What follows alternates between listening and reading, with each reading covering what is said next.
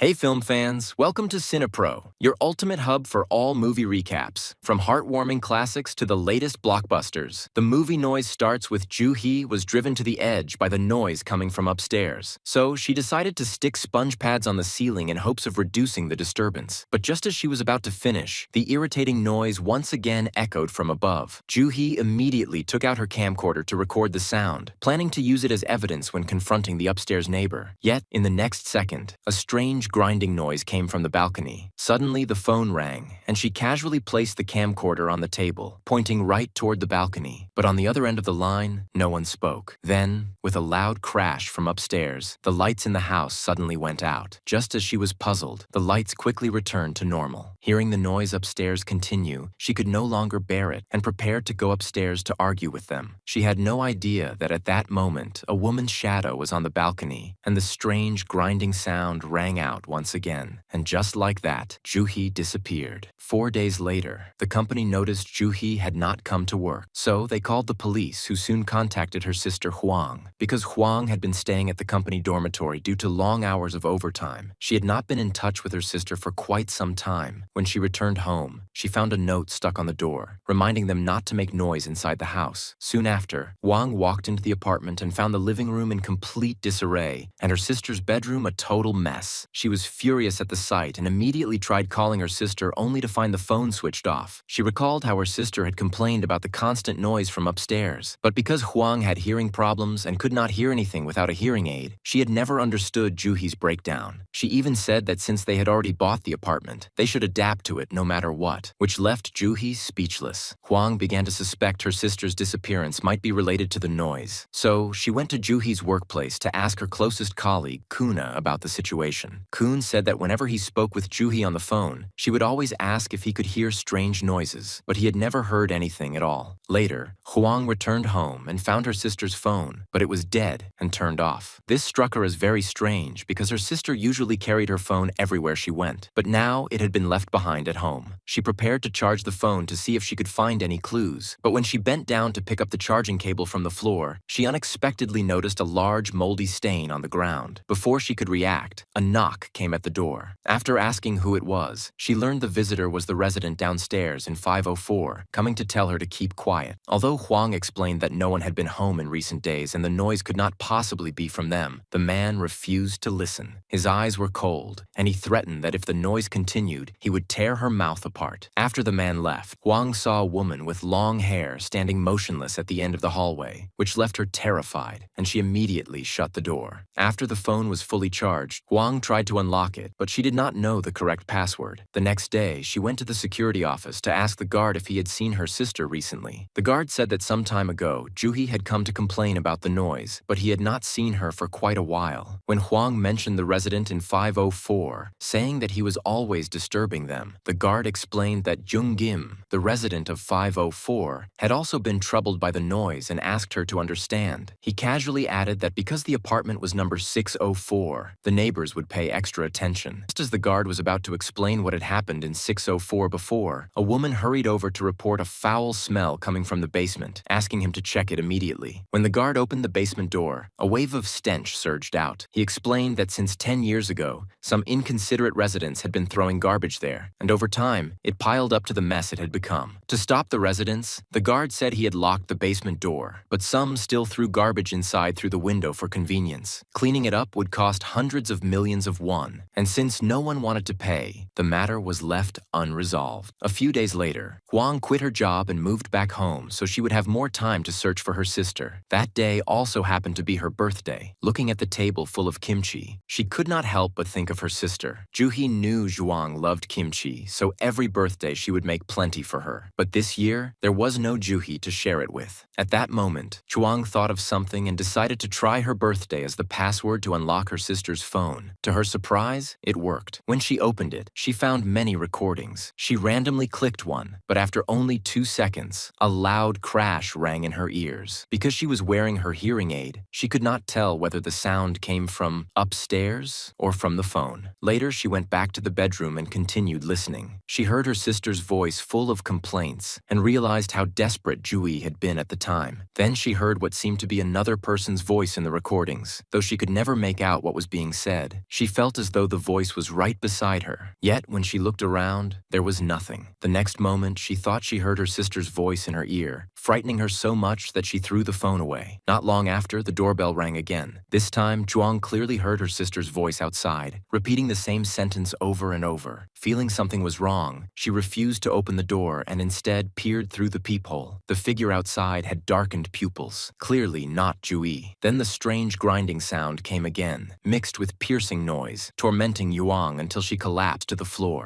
The next second, she suddenly woke from sleep, but she still could not tell if what had just happened was a dream or reality. Soon after, Kithan came to see Zhuang. During their conversation, she learned that he had actually been Jui's boyfriend, and they had secretly been dating for 6 months, but he had not been able to reach her for days. So he came to ask for help. Together they went to the local district office where they learned from the official that months earlier, the woman who lived in apartment 604 had complained about noise and claimed to have seen ghosts. A few days later, a foul smell came from her home, and it was discovered that she had hanged herself. After hearing this, Huang imagined herself eating at home, but the thought that there had once been a hanging corpse in the house instantly sent chills down her spine. After that, Kune followed Huang back home, and this time a large note was stuck on the door once again reminding her to keep quiet inside the house. Zhuang believed it must have been done by Jung Sim downstairs. Soon after, Kune began making missing person flyers for Juhi. Meanwhile, Zhuang received a call from the police asking if she had found anything new. Zhuang reported Jung Sim's threats to the police and insisted that her sister's disappearance must be related to him. But without evidence, the police could not arrest Jung Kim. From the police, she learned that there was a surveillance camera near the apartment. But after checking, they found that her sister had never left the building. Huang believed that since her sister's phone and wallet were still at home and she had never gone out, she must have been hidden inside Jung Sim's apartment. So she begged the police to investigate him more thoroughly. But the police could not rely only on suspicion. Without proof, they had no right to search Jung's home. Not long after, the doorbell rang, and the visitor was none other than Jung Kim. Kune stepped forward to confront him, while Ju hid to watch secretly. When Kune opened the door, Jung Sim saw it was a man and immediately changed his expression, but still glanced inside, clearly aware that Zhuang was home. He then asked them to please stay quiet, and without another word, he turned and left. Back at the door of 504, Jung Kim took out a hidden knife, as if the pressure from the noise had driven him to the brink of madness. Soon after, Zhuang started posting her sister's missing person flyers everywhere and noticed a young boy staring at the basement window. Curious, she crouched down to check as well. The boy soon stood up and left, so Huang used her flashlight to take a closer look. Music. At that moment, Zhang Un, who lived in 804, suddenly appeared behind her. She warned Huang not to spread missing person flyers in the complex because this year there was a redevelopment vote, and the head of the residence committee would never allow any scandals. If the area became tainted with rumors, the redevelopment approval would be in jeopardy, and housing prices would plummet. Back at home, Zhuang stared blankly at her sister's missing person flyer. Then the door lock suddenly clicked open, and to her shock, it was Jui who had been missing for days. Without thinking, Zhuang ran to hug her, but her sister shoved her away and went straight into her bedroom. Zhuang rushed in to ask where she had been all this time, but when she entered, the room was empty. Just as she was confused, she heard a sound from the living room. It turned out to be another nightmare. She went to the kitchen for some water to calm herself,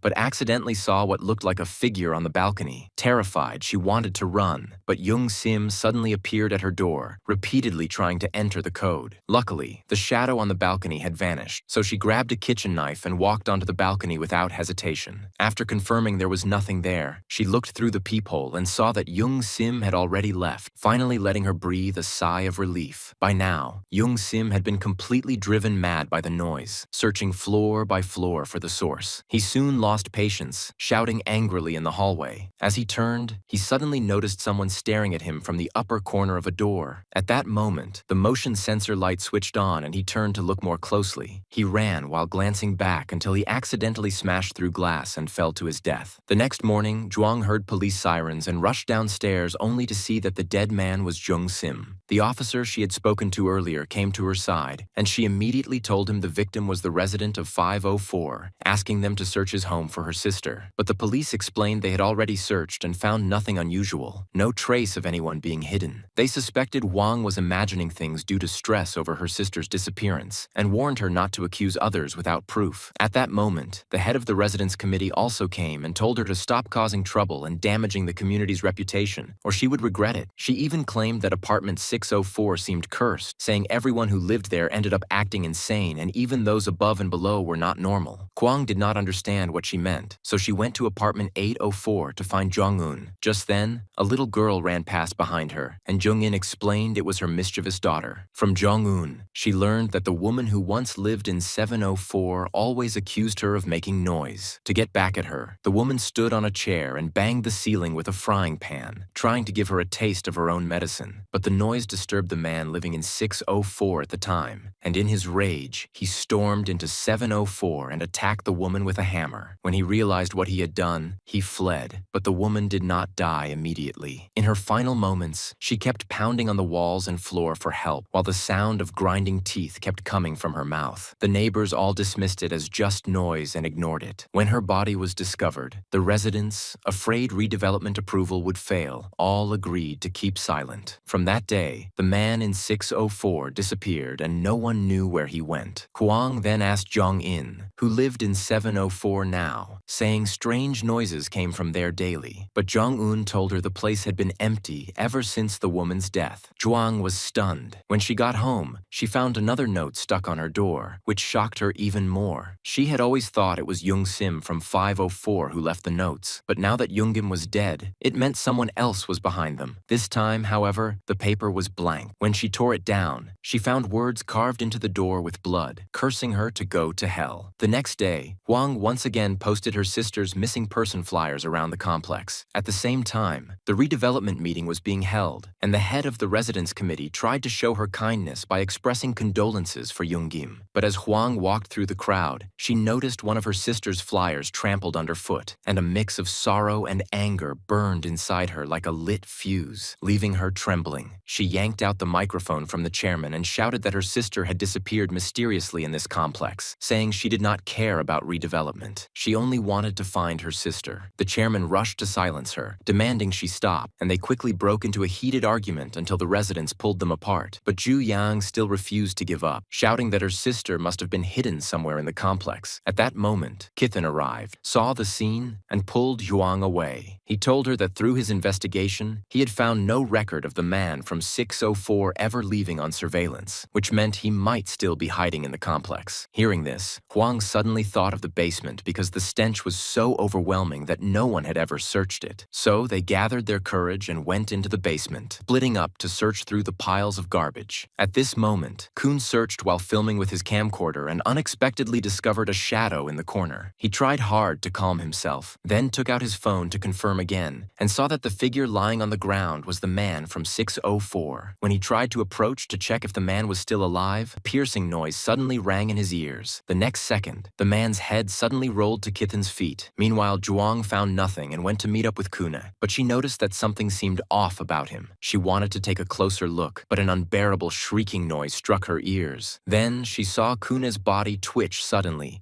and she nervously stepped back 2 paces. The next second, Ki-hun rushed at Zhuang and knocked her to the ground. No matter how much she called his name, there was no response. His eyes were now filled with murderous intent, as if he had been possessed. At that moment, Zhuang grabbed a stone nearby and struck Cthulhu on the head, finally escaping with her life. She quickly climbed up the ladder, but Kuni grabbed her legs from behind. At this critical moment, the head of the residence committee suddenly appeared and saved Huang. When she woke up, she found herself in the property office, her wounds already bandaged, and was shocked to learn that the one who saved her was the head of the residence committee. The head of the residence committee explained that she had happened to pass by the basement, saw Zhuang, and helped her, and that the police had already been called to investigate the basement. Zhuang's attitude also began to change, and she soon started talking with the head of the residence committee. She mentioned that in the entire complex so far, she had only seen 2 children. One was the head's son, and the other was Jong-un's daughter from 804, but the head showed an expression of disbelief after hearing this. Realizing the truth, Huang was stunned because she clearly remembered seeing a little girl in Zhang Yin's home. At that moment, Zhuang received a call from the police. When she arrived at the basement door, she was horrified to learn that Kune was already dead. She told the police that she had once seen an iron door in the basement and suspected her sister might be trapped inside, but the police said they had already searched and found no such door. The police believed that Zhuang's trauma had driven her into a mental breakdown, and they sternly warned her not to enter the basement again. But Zhuang was unwilling to give up any chance, so she went into the basement alone. Inside, she discovered her sister's camcorder. One of the videos showed Zhui entering 804, where several vibration machines were set up, clearly revealing that the noise had been created by Zhang Yin. The video also captured some eerie and terrifying scenes, showing Zhang, using her mother's tone of voice, speaking to someone. But in the video, aside from Zhang Yin, no one else could be seen. Hearing this, Zhui instantly realized how dangerous Zhang Un was, but it was already too late to escape. Jung pushed Juhi to the ground and smashed a cup against her head. Now Zhu Yang finally understood that the real culprit behind everything was Zhang. She then heard a faint sound and followed it, eventually finding her sister hiding in the corner. Zhui was on the verge of death, so Huan quickly carried her away, but Jung was already waiting at the basement exit, with a smile on her face. Jung walked toward them holding a hammer. Yuang quickly shut the iron door and led her sister in another direction, but after circling around, there was no other exit. So she hid her sister first and went to face Zhang Yin alone. From Zhang Yin's own mouth, she learned that the woman from 704 had also died at her hands, because the woman from 704 always complained that Zhang-un's daughter ran around the house making noise, which infuriated her. So Zhang-un let her daughter go play downstairs, but an accident occurred and the delivery truck killed her. She placed all the blame on the woman from 704. Zhang-un slowly approached Wang, preparing to kill her. Seeing this, Zhu turned and ran, hiding herself in a temporary safe spot. Then the eerie grinding sound returned, along with piercing noise, and unable to endure it, Wang quickly removed her hearing aid, leaving the world silent. But in the next second, Zhang-un suddenly appeared in front of her. In the end, Huang was struck on the back by Zhang-un's hammer and fell to the ground. Zhang-un then sat on top of her, raising the hammer to finish her. But the grinding sound rang out once again. Zhuang seized the chance to escape. As she tried to shut the door, Zhang Yin rushed after her, begging Zhuang to save her life. But Zhuang accidentally looked into the eyes of the woman from 704 and was so terrified she dared not raise her head. In the end, she chose not to save Zhang-un and slammed the iron door shut. Just like the woman from 704, Jung-in began pounding the iron door with her hands, trying to draw attention. But it was all in vain, for the other residents would only dismiss it as noise. Finally, Zhuang left the basement with her sister. Days later, a new neighbor who had moved into 704 came with gifts to visit Zhuang. Though a bit puzzled, the new neighbor handed her 2 gifts and she promised that she would be careful not to make noise upstairs. Thank you for watching and see you in the next video.